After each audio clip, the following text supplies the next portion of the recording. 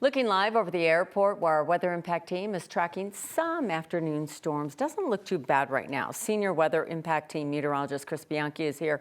We have those seen day after day after day of those ground stops. Yeah, and we always talk about how this time of the year is a rough go for afternoon flights, but it's been worse than usual lately, and that's kind of the thing I want to get into. We've had 4 straight days with a ground stop. Just a reminder of what a ground stop is. That means if you're flying from Chicago to Denver, that plane in Chicago can't take off until that ground stop is lifted. It does not mean the airport comes to a close. It means the inbound plane cannot take off until the ground stop's lifted. We've had 4 straight days with at least hour-long ground stops, which is unusual to have 4 straight days of a ground stop. We've had at least 8 days this month with a ground stop as well out at the airport.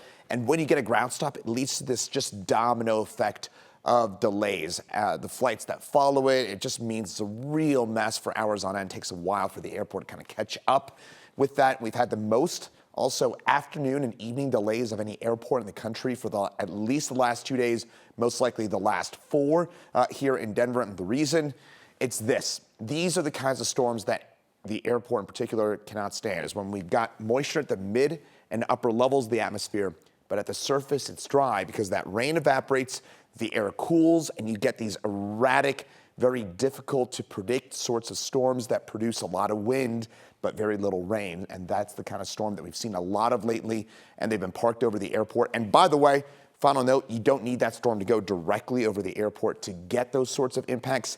Sometimes you get those outflow winds from a storm 10, 20 miles away, and it leads to the same results. That's why it's been so messy at the airport lately.